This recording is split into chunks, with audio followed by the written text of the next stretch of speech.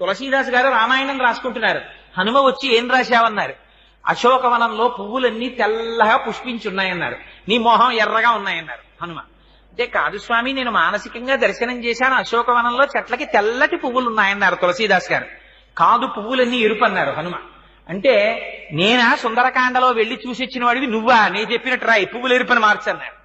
అంటే తులసీదాస్ గారు, అమ్మ బాబోయ్ ఇంతో మనం ఎక్కడ వాదిస్తాం, ప్రత్యక్ష సాక్షినంటాడు అని రామచంద్రమూర్తిని ధ్యానం చేశారు. రామచంద్రమూర్తి ప్రత్యక్షమయ్యారు.